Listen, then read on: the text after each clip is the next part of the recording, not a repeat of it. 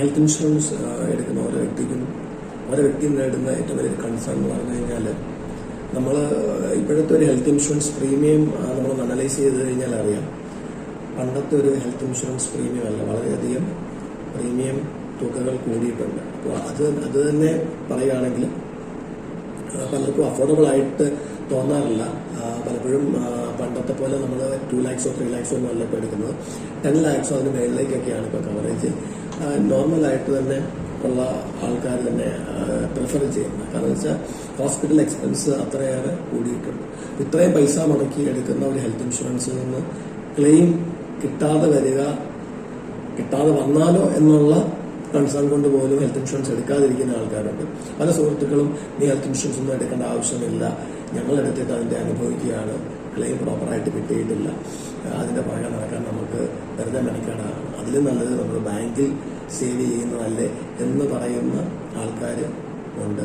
ഇങ്ങനെയുള്ള പല അഭിപ്രായങ്ങൾ കേൾക്കുമ്പോഴാണ് നമുക്ക് ഇത് വേണോ വേണ്ടയോ എന്ന് ആലോചിക്കേണ്ടി വരുന്നത്. പലപ്പോഴും ഹെൽത്ത് ഇൻഷുറൻസ് കമ്പനികൾ ഹെൽത്ത് ഇൻഷുറൻസ് ക്ലെയിംസ് റിജക്ട് ചെയ്യാനിരിക്കുന്ന ഒരു കൂട്ടം ആൾക്കാരായിട്ട് നമ്മൾ ചിലപ്പോൾ ചിന്തിക്കാറുണ്ടായിരിക്കും. ശരിക്കും യാഥാർത്ഥ്യം എന്താണെന്ന് നമ്മളും കൂടി ഒന്ന് ചിന്തിക്കുന്നത് നല്ലതാണ്. കാരണം വെച്ചാൽ എനിക്കും നിങ്ങൾക്കും എല്ലാം ഒഴിച്ചുകൂടാൻ പറ്റാത്ത ഒരു സംഭവം തന്നെയാണ് ഹെൽത്ത് ഇൻഷുറൻസ് ഇനി അങ്ങോട്ട് മുമ്പോട്ട് ജീവിക്കുമ്പോൾ. കാരണം നമ്മളെല്ലാവരും ഏതെങ്കിലുമൊക്കെ കാലഘട്ടത്തിൽ ഏതെങ്കിലുമൊക്കെ ഏജ് ഗ്രൂപ്പിൽ പെട്ടുകഴിഞ്ഞതിന് ശേഷം ഹെൽത്ത് ഇഷ്യൂസുമായിട്ട് ഹോസ്പിറ്റലിൽ അഡ്മിറ്റ് ആവാൻ സാധ്യതയുള്ളവരാണ്. നമ്മൾ ആ ഒരു രോഗത്തിന് അതീതരല്ല. അങ്ങനെ വരുന്ന സാഹചര്യത്തിലെല്ലാം ഒരു ഹോസ്പിറ്റലിൽ നിന്നും നമുക്ക് പ്രത്യേകിച്ച് ഡിസ്കൗണ്ടുകളോ അല്ലെങ്കിൽ കുറഞ്ഞ ഒരു ചികിത്സ സംവിധാനം ചെയ്തു തരലോ അങ്ങനെയൊന്നും ഉണ്ടാവില്ല. പലപ്പോഴും വളരെ ഉയർന്ന നിരക്കിൽ തന്നെ ആയിരിക്കും. ഇപ്പോഴൊക്കെ എന്ന് പറഞ്ഞു കഴിഞ്ഞാൽ പലപ്പോഴും പല ഹോസ്പിറ്റലുകാരും നമ്മളോട് നിർദ്ദേശിക്കുന്നത് മോഡേൺ ട്രീറ്റ്മെന്റ്സും അങ്ങനെയുള്ള കാര്യങ്ങളൊക്കെ ആവാം. അപ്പം അങ്ങനെയുള്ള സാഹചര്യങ്ങളിൽ നമ്മൾ ഉദ്ദേശിക്കുന്ന ഒരു ട്രീറ്റ്മെന്റ് എക്സ്പെൻസ് ആയിരിക്കുകയല്ല ബില്ല് അടിച്ചു തരുമ്പോൾ ഉണ്ടാവുക. അപ്പം നമുക്ക് വളരെയധികം ടെൻഷൻ ഉണ്ടാവും അങ്ങനെയുള്ള ഒരു സാഹചര്യത്തെക്കുറിച്ച് ആലോചിക്കുന്നു. അതുകൊണ്ട് തന്നെയാണ് നമ്മളെല്ലാവരും ഹെൽത്ത് ഇൻഷുറൻസ് എടുത്തേക്കാം എന്നൊരു തീരുമാനത്തിലേക്ക് എത്തുന്നത്. അപ്പോൾ ഹെൽത്ത് ഇൻഷുറൻസ് എടുക്കാനായിട്ട് നമുക്ക് ഏകദേശം 28 ഹെൽത്ത് ഇൻഷുറൻസ് കൊടുക്കുന്ന കമ്പനികൾ ഇപ്പോൾ മാർക്കറ്റിൽ അവൈലബിൾ ആണ്. ഇതിൽ ഏത് കമ്പനിയാണ് നല്ലത്, ഏത് കമ്പനിയാണ് ഹെൽത്ത് ഇൻഷുറൻസിന്റെ ക്ലെയിം പ്രോപ്പറായിട്ട് തരുന്നത് എന്നുള്ള ഒരു ചോദ്യം ചോദിച്ചു കഴിഞ്ഞാൽ ആൻസർ പറയുക വളരെ കഠിനമാണ്. അപ്പോൾ നമ്മൾ ചിന്തിക്കേണ്ട കാര്യം, നമ്മൾ ചോദിക്കുന്ന ചോദ്യം എന്താണ്? ക്ലെയിംസ് കിട്ടാൻ എന്ത് ചെയ്യണം? ഈ പ്രീമിയം അടയ്ക്കണം, അത് പ്രോപ്പറായിട്ട് ബുദ്ധിമുട്ടി അടയ്ക്കുകയും ചെയ്യണം. ആശുപത്രി കയറി കഴിയുമ്പോൾ പിന്നെ എന്ത് ചെയ്യണം ഈ ക്ലെയിംസ് പ്രോപ്പറായിട്ട് സെറ്റിൽ ആവും? എപ്പോഴും നമ്മൾ മനസ്സിലാക്കേണ്ട ഒരു സത്യമുണ്ട്. ഹെൽത്ത് ഇൻഷുറൻസ് എടുക്കേണ്ട പ്രായം ഏതാണ് എന്നൊരു ചോദ്യമുണ്ട്. അത് ഞാൻ നിങ്ങളോട് ചോദിച്ചാൽ, നിങ്ങൾ എന്നോട് ചോദിച്ചാലും വ്യത്യസ്തമായിട്ടുള്ള ഉത്തരങ്ങളായിരിക്കും. പലപ്പോഴും നമ്മൾ ഒരു ഹെൽത്ത് ഇൻഷുറൻസ് എടുത്തിട്ടുണ്ടോ എന്ന് ചോദിക്കുന്ന ഒരു വ്യക്തിയുടെ ആൻസർ ഉണ്ടാവില്ല എന്നുള്ളതായിരിക്കും. എടുത്തിട്ടില്ല, എടുക്കണം എന്നൊക്കെയായിരിക്കും പല ആൾക്കാരും പറയുന്നത്. എസ്പെഷ്യലി യങ്സ്റ്റേഴ്സ് ആണ്, ഒരു ബിലോ 30 കാറ്റഗറിയിൽ വരുന്ന ആൾക്കാരാണെങ്കിൽ ഞാൻ പറയുന്നത് ഒരു 90% ആൾക്കാരും എടുക്കണം ആലോചിക്കുന്നുണ്ട് എന്നുള്ള ഒരു തോട്ടുമായിട്ടിരിക്കുന്നവരായിരിക്കും. ഒരു 30 to 40 കാറ്റഗറിയിൽ ആൾക്കാർക്ക് ഇപ്പോഴത്തെ ഒരു സാഹചര്യത്തിൽ ഹെൽത്ത് ഇൻഷുറൻസിനെ കുറിച്ച് കൂടുതൽ അവയർനെസ് ഉള്ളതുകൊണ്ട് ഒരു 40 to 50% അതിനെക്കുറിച്ച് പോസിറ്റീവായിട്ട് കുറേ ആൾക്കാർ എടുത്തിട്ടുണ്ടാകും. പിന്നെ 40 to 50 എന്ന് പറയുന്ന ഏജ് കാറ്റഗറി തീർച്ചയായിട്ടും ഹെൽത്ത് ഇൻഷുറൻസിനെ കുറിച്ച് സീരിയസ് ആയിട്ട് ചിന്തിക്കുന്നവരും അതിനെക്കുറിച്ച് പഠിച്ചുകൊണ്ടിരിക്കുന്നവരും ഒത്തിരി പേര് അതെടുത്തിട്ടുള്ളവരും ഒക്കെ ആയിരിക്കും. പക്ഷെ ഇവർക്കെല്ലാം ഈ ഭീതിയുണ്ട്, ഹെൽത്ത് ഇൻഷുറൻസിന്റെ ക്ലെയിംസ് കിട്ടുക.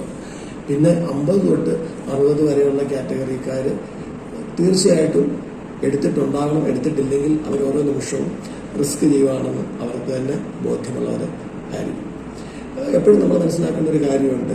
ഞാൻ ഈ ഏജ് കാറ്റഗറി പറയാൻ കാര്യം എന്താണെന്ന് വെച്ച് കഴിഞ്ഞാൽ തീർച്ചയായിട്ടും ഹെൽത്ത് ഇൻഷുറൻസിന് ഏജ് വളരെ ഇമ്പോർട്ടൻ്റ് ആയിട്ടൊരു ഫാക്ടറാണ്. കാരണം എന്താ വെച്ചാൽ നമ്മളുടെ ഹെൽത്ത് ചേഞ്ചസ് വരാനായിട്ട് നാച്ചുറൽ ആയിട്ടുള്ള സാധ്യതകളുള്ളത് ഏജ് മുമ്പോട്ട് പോകുന്നതനുസരിച്ചാണ്. അല്ലാത്ത കേസുകളിൽ വരുന്നത് നമുക്ക് ഭയങ്കര ഒരു അതിശയമോ ഷോക്കാവുകയോ ചെയ്യുന്ന സിറ്റുവേഷൻസ് ആണ്. അതായത് ബിലോ 30 ആയിട്ടുള്ള ഒരാൾക്ക് ക്യാൻസർ വന്ന് മരിച്ചെന്നോ അല്ലെങ്കിൽ ബിലോ 40 ആയിട്ടുള്ള ഒരാൾക്ക് ക്യാൻസർ വന്ന് മരിച്ചെന്നോ ഒക്കെ പറയുമ്പോൾ അത് വളരെ ഒരു ഷോക്കിംഗ് ന്യൂസാണ് നമുക്ക്.